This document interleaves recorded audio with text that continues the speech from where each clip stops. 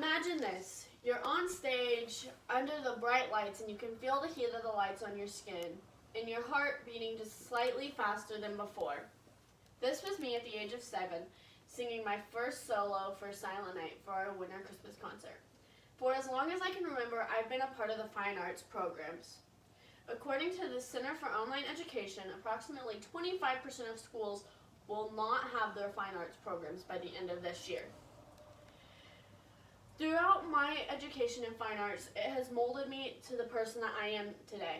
This is anywhere from doing dance when I was younger, to being involved in our drumming circle in 4th and 5th grade, to being in band for the past 7 years and drama for the past 4.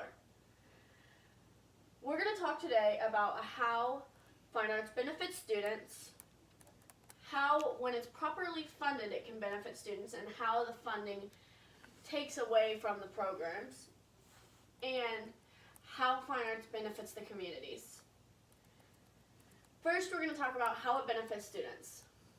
The KASD says that fine arts not only helps academically, but it helps promote self-esteem, motivation, aesthetic awareness, cultural exposure, creativity, improved emotional expression, social harmony, and appreciation for diversity.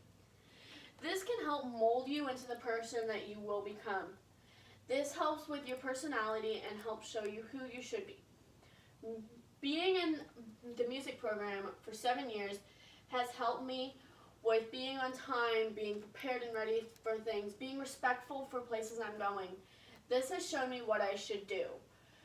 Fine arts isn't all just about playing the notes on the page or painting whatever your art teacher tells you or doing whatever speech or presentation or something for drama or forensics that your coach or teacher is telling you to do.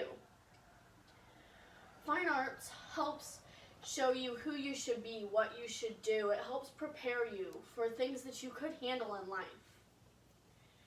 Fine arts not only helps with your personality, but it can also help if you're a student who is dealing with a mental disorder. On a handout I've given out, it shows a list of names of composers and artists who suffered mental disorders, and it lists what mental disorders they had.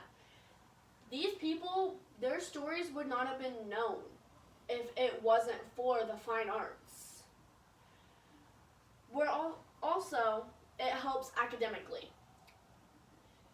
It is shown that students perform better academically when they are in the fine arts. Musicians tend to perform higher on fraction quizzes and all of that. Today we focus a lot on academics and how academics should be in school and raising your academic level within your school. To do this, you need the fine arts programs. Fine arts helps raise those academic standards. Next, I'm going to talk about the funding. According to Susan Shearer from the New York Times, 2/3 of elementary schools in New York do not have fine arts programs. Their fine arts programs have been taken over by their core teachers. This not only affects the students, but it also affects the teachers. Most of these teachers aren't equipped and aren't prepared to teach their students something within the arts or something with music. Most of these teachers are only equipped to teach their core subject, and it affects the students because it doesn't give them the access that they need before entering junior and senior high. These programs let them delve deeper, and if they don't know the basics from elementary school, how can they delve deeper when they don't know the basics? The NFHS says that cutting sports programs creates higher emotion from the community, whereas cutting fine arts programs does not create as much of an emotional outburst from the community. While this could be true, what do the sports programs do for your students academically other than letting them not have Fs because they can't play if they don't have Fs? On to community and how it affects the community. What I'm proposing is to cut each program at the same rate. If you cut fine arts by 5%, you should also cut the sports by 5%. This allows for neither side of the community to create an outburst by the cutting of the sports programs or the cutting of the fine arts programs.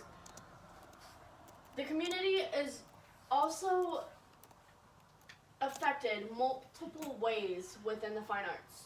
Within our community, we have multiple city bands and city orchestras that students are allowed to go play in, and these orchestras and bands don't only consist of students, they consist of a lot of the older people within our community.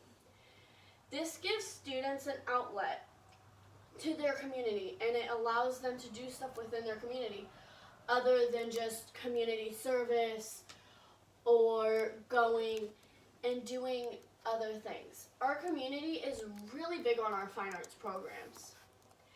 They help us when it comes to our practathon by allowing us to have the courtyard space.